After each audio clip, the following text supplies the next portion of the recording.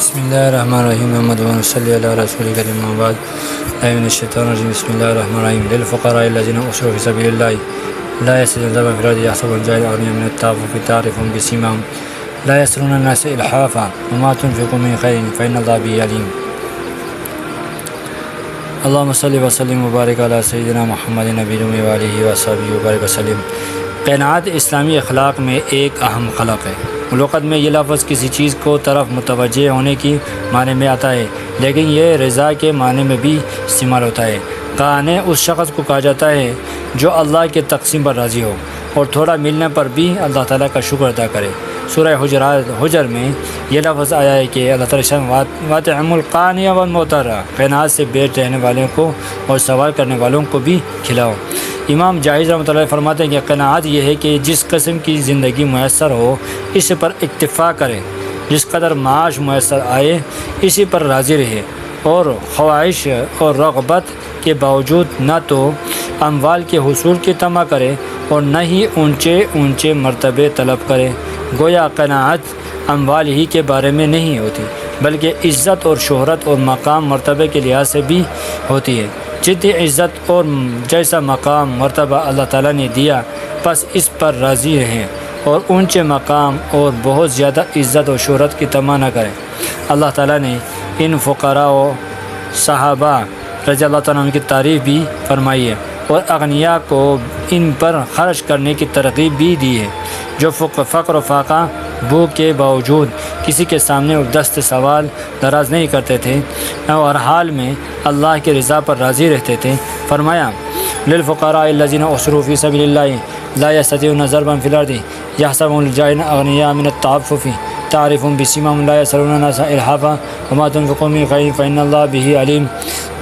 تم جو خرچ کرو تو فقراء پر خرچ کرو جو اللہ کے راہ میں رکے بیٹھے ہیں اور کسی کی طرف جانے کی طاقت نہیں رکھتے اور نہ ہی کسی سے مانگتے ہیں، یہاں تک کہ نہ مانگنے کی وجہ سے ناواقف شخص ان کو غنی خیال کرتا ہے، اور تم ان کے چہرے سے انہیں پہچان لوگے کہ فقر فاقہ کے باوجود لوگوں کے پیچھے پڑ کر نہیں مانگتے۔ تم جو مال خرچ کرو گے بے شک اللہ اسے جانتا ہے۔ حضرت صلی اللہ علیہ وسلم نے بھی کہیں صراحتاً کہیں اشارتاً قناعت کی فضیلت بیان فرمائی، حرص اور طمع سے بچنے کا حکم فرمایا۔ عبداللہ بن عمرو بن عاص رضی اللہ عنہ روایت کے رسول اللہ صلی اللہ علیہ وسلم نے ارشاد فرمایا، یقیناً کامیاب ہو گیا وہ شخص جس نے اسلام قبول کیا اور اس سے بقدر ضرورت رزق میسر آ گیا اور اللہ نے جو کچھ دیا تھا اس پر قناعت اختیار کی۔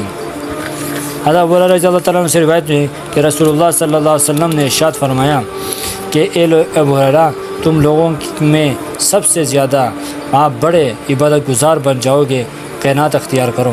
تم سب سے زیادہ شکر گزار ہو جاؤ گے لوگوں کے لیے، یہ وہی پسند کرو جو تم اپنے لیے پسند کرتے ہو۔ تم واقعی مومن بن جاؤ گے، اپنے پڑوسی کے ساتھ اچھا سلوک کرو، تم حقیقی مسلمان شمار ہوگے۔ ایک کم ہنسا کرو کیونکہ زیادہ ہنسنا دل کو مردہ کر دیتا ہے۔ عام ذہنوں میں یہ بات بیٹھی ہوئی ہے کہ بڑا عبادت گزار اور اللہ کا محبوب اور مقرب بننے کے لیے بہت زیادہ عبادت اور ریاضت اور کثرت کے ساتھ نماز اور روزے کا اہتمام ضروری ہے، لیکن ہمارے آقا صلی اللہ علیہ وسلم کی تعلیم یہ ہے کہ فرائض کی ادائیگی کے ساتھ گناہوں سے بچنے کا اہتمام اچھے اخلاق سے اپنے آپ کو متصف کر کے انسان وہ مقام حاصل کر لیتا ہے جو بڑے عبادت گزاروں کو بھی حاصل نہیں ہوتی۔ ان اخلاق میں قناعت سرفہرست ہے، جس کی ضد حرص اور طمع ہے۔ یہ حرص اور طمع انسان کو چوری کا راستہ بھی دکھاتا ہے، خیانت پر بھی آمادہ کرتا ہے، حلال اور حرام کے فرق کو بھی اس کے نظروں میں ہلکا کر دیتا ہے، فرائض سے بھی غافل کر دیتی ہے، حصول مال کے ناجائز اور حرام طریقے اختیار کرنے پر بھی مجبور کر دیتا ہے۔ اگرچہ بعض لوگوں میں یہ بیماری طبعی اور فطری ہوتی ہے، لیکن اکثر لوگ اپنے سے زیادہ مال دار اور خوشحال افراد کو دیکھ کر بھی اس بیماری میں مبتلا ہو جاتے ہیں۔ اس لیے حضور صلی اللہ علیہ وسلم کی تعلیم یہ ہے کہ تم مال و دولت کے اعتبار سے اپنے سے نیچے والوں کو دیکھو، اوپر والوں کو نہ دیکھو۔ اس کا نتیجہ نہیں نکلے گا کہ تم اللہ کی نعمتوں کی ناقدری نہیں کرو گے۔ آج ہمارا معاشرہ جو قناعت کے وصف سے خالی ہوتا جا رہا ہے، اس کی بڑی وجہ یہ ہے کہ دنیاوی اعتبار سے ایک دوسرے سے آگے بڑھنے کی کوشش کی جاتی ہے۔ ہر شخص اپنے سے زیادہ خوشحال کو تو دیکھتا ہے، مگر اپنے سے زیادہ کمزور غریب افراد کی طرف ان کی نظر نہیں جاتی۔ یوں تو شکر کرنے کی توفیق نصیب نہیں ہوتی اور نہ ہی قناعت پیدا ہوتی ہے۔ ہماری اسی سوچ نے ہمیں قلبی سکون سے محروم کر دیا۔ ہم میں سے ہر ایک اذیت سے دوچار ہے، لیکن یہ اذیت خارجی نہیں بلکہ داخلی ہے، یعنی ہمیں کوئی دوسرا اذیت نہیں دے رہا، بلکہ ہم اپنے آپ کو خود اذیت میں مبتلا کیے ہوئے ہیں۔ جو لوگ مال کی ہوس میں مبتلا ہو جاتے ہیں، وہ دولت کے انبار کے باوجود اپنے آپ کو فقیر ہی محسوس کرتے ہیں، اور جنہیں اللہ تعالیٰ قناعت جیسے صفت عطا فرماتے ہیں، ان کے جیب میں چند روپے یا درہم ہوتے ہیں یا نہیں، مگر وہ اپنے آپ کو غنی سمجھتے ہیں۔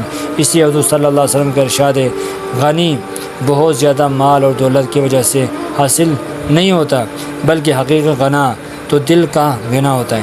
حضرت ابن عباس رضی اللہ عنہ روایت ہے کہ آپ صلی اللہ علیہ وسلم یہ دعا مانگا کرتے تھے، اے اللہ، تو نے مجھے جو کچھ دیا اس پر قناعت عطا فرما اور اس میں برکت عطا فرما۔